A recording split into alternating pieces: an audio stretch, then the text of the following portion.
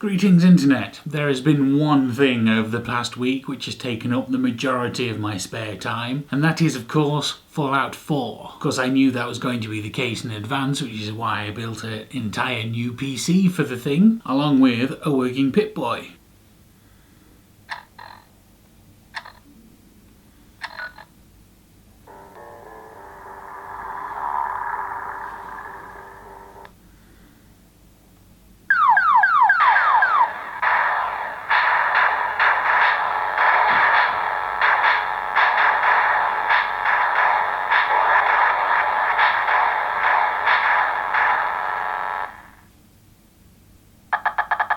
Obviously, I always knew the Pip-Boy was bulky, but I never really thought about how much it would be bulky in the Fallout universe, and in particularly heavy on the arm. When you're supposed to be running around and aiming guns and things, that's going to put you off balance. And obviously for someone who is left-handed, it's completely backwards. So I think for the most part I prefer our universe's version. So let's talk about the game itself. I've put in quite a lot of hours at this point, and last night my character reached level 30. This is Marcus and Dogmeat. I think I was around level 15 when I took that screenshot. And so far, all my impressions have been absolutely great. There have been a lot of people online complaining about the graphics, but personally I just don't see a problem. The world, the environment, the weather, the buildings, they're all amazing. The character model is a little less impressive, but still good. But just with a few limitations, like lip syncing doesn't really actually sync. But I don't find it so bad that it takes you out of it, so overall I would say they were excellent. I love all the changes they've made to the weapon and armour modding system, and the new building and management of settlements is all great fun too. And for a Bethesda game at launch, for me at least, it's been surprisingly bug free so far,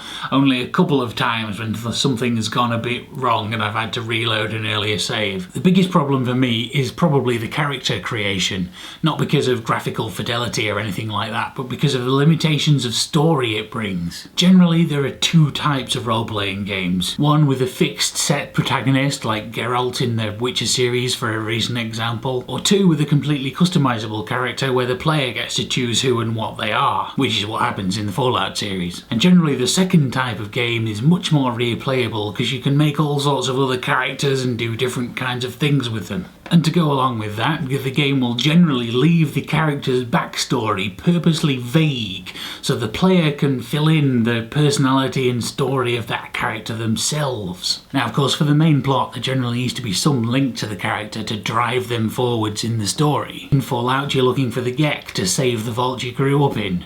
In Fallout 3, you're out looking for your dad. In Fallout New Vegas, you're a courier out for revenge. Fallout 4, though, takes it a little bit too far, though, and forces you to have a spouse and a son. The main plot of the game, then, being you searching for the lost son. But I didn't find that particularly interesting. In the short time that you're introduced to your spouse and your son during the prologue, there's not enough time to get attached to them. And so when you're eventually thrust into the world to go your own way, there's so many distractions and settlement buildings and quests and factions and things that I just didn't care enough to actually go and look for my son. And so even at level 30, I've barely even started trying to do that. And the whole husband-wife system limits your choices in the character's personality and backstory. Like, for example, if you wanted to be a gay character. Sure, you can probably make up a reason why a gay character temporarily got married and had a family, but it's kind of a weird workaround that isn't really needed. From what I can see of the system, for example, Bethesda could have made the effort to make same-sex marriages a thing with an adopted child. It wouldn't have involved that much more programming and voice work, and I imagine the modding community will get on that at some point. And that's going to be the thing that eventually decides whether Fallout 4 lasts in the long run. Their previous game Skyrim is over 5 years old at this point, but still going strong thanks to player-created mods. The modding tools for Fallout 4 aren't due out until early next year, but when they are there will likely be an explosion of new mods. If there's enough good ones and a community that's interested, the game will probably last for a good number of years. And so that's my basic initial impression. Excellent so far, but may have limited replay options in the future until we get player-created mods. Have you been playing? Let me know down in the comments below what you thought about it. Thanks for watching, and I'll see you next week.